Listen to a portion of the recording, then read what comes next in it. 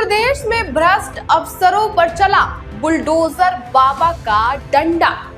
संपत्ति छुपाई तो सैलरी से धोना पड़ेगा हाथ। जाने कौन है योगी सरकार का अगला टारगेट। उत्तर प्रदेश में एक तूफान आने वाला है और इस बार निशाने पर हैं वो लोग जो सरकारी नौकरी करते हैं, सरकारी तनख्वाह लेते हैं, लेकिन करोड़ों की संपत्ति के मालिक भी बन चुके हैं। 68,000 से ज्यादा सरकारी कर्मचारी एक सवाल का जवाब देने से डर रहे हैं और वो सवाल है, आपकी इतनी दौलत कहां से आई है? जवाब नहीं दिया तो अब तनख्वाह भी नहीं मिलेगी। ये है योगी सरकार का नया फरमान और ये है जीरो टॉलरेंस की नीति की असली तस्वीर। नमस्कार, आप देख रहे हैं द बेस्ट टॉक मीडिया और मैं हूं आपके साथ साध्वी दुबे। 2017 की बात करें, जब योगी आदित्यनाथ ने उत्तर प्रदेश की कमान संभाली थी तो एक वादा भी किया था, उत्तर प्रदेश को उत्तम प्रदेश बनाएंगे। उस वक्त यूपी की हालत क्या थी? अपराधी खुलेआम घूमते थे, भ्रष्टाचार चरम पर था, हर विभाग में घुसखोरी, हर दफ्तर में लूट। लेकिन पिछले 8 सालों से तस्वीर बदल गई है। गुंडे माफिया जेल में है, बुलडोजर का डर अपराधियों में है, कानून व्यवस्था पटरी पर आ गई है और अब अगला टारगेट भी तय हो चुका है और वो है भ्रष्ट सरकारी कर्मचारी। सरकार ने साफ आदेश दिया है कि 31 जनवरी तक हर सरकारी कर्मचारी को अपनी चल अचल संपत्ति का पूरा ब्यौरा मानव संपदा पोर्टल पर अपलोड करना होगा। ये कोई छोटी मोटी बात नहीं थी, ये कानून है। सरकारी कर्मचारी आचरण नियमावली 1956 के नियम 24 के तहत ये अनिवार्य है। उत्तर प्रदेश के कुल 8,66,000 सरकारी कर्मचारियों को ये जानकारी देनी थी। चेतावनी भी दी गई थी, जो ब्यौरा नहीं देगा उसकी सैलरी रोक दी जाएगी। लेकिन क्या हुआ? 68,236 कर्मचारियों ने हिम्मत की और संपत्ति का ब्यौरा नहीं दिया।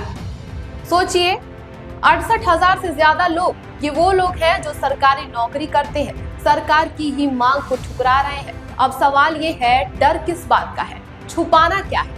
आंकड़ों पर नजर डालें तो तस्वीर और साफ हो जाती है। तृतीय श्रेणी के 34,926 कर्मचारी, चतुर्थ श्रेणी के 22,624 कर्मचारी, द्वितीय श्रेणी के 7,204 अधिकारी, प्रथम श्रेणी के 2,628 अधिकारी और अन्य 854 कर्मचारी, हर श्रेणी के लोग इस लिस्ट में शामिल हैं। और भी चौंकाने वाली बात, कौन कौन से विभागों के लिए इस लिस्ट में है? लोक निर्माण विभाग, राजस्व विभाग, शिक्षा विभाग, समाज कल्याण, महिला कल्याण, सहकारिता, आबकारी, खाद्य और रसद, चिकित्सा, स्वास्थ्य, परिवहन, ग्रामीण अभियंत्रण, पशुधन, उद्यान, मतलब लगभग हर विभाग के अफसर और कर्मचारी इसमें लिप्त पाए गए हैं। अब जरा सोचिए, सरकारी कर्मचारी की तनख्वाह कितनी होती है? 60,000, 70,000, अच्छे पद पर हैं तो 80,000, लेकिन संपत्ति करोड़ों में है। कैसे? कहां से आई इतनी दौलत? यही सवाल योगी सरकार अब पूछ रही है और जवाब नहीं मिल रहा है। अब योगी सरकार ने साफ कर दिया है कि जिन 68,236 कर्मचारियों ने संपत्ति का ब्यौरा नहीं दिया है, उनकी जनवरी महीने की सैलरी रोक दी जाएगी। ये कोई धमकी नहीं है, ये हकीकत है। फरवरी में इन लोगों को एक पैसा नहीं मिलेगा। ये है जीरो टॉलरेंस पॉलिसी की असली ताकत। पहले अपराधियों पर डंडा चला, अब भ्रष्ट अफसरों पर, और अब इस फैसले की तारीफ भी हो रही है।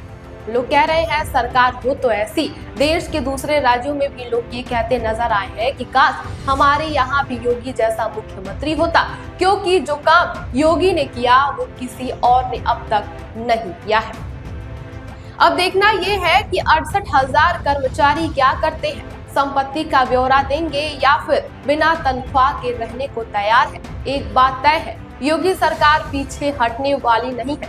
भ्रष्टाचार के खिलाफ ये जंग अभी शुरू हुई है और जो छुप रहा है उससे अब सामने आना ही होगा। यूपी में रहना है तो ईमानदारी से रहना होगा।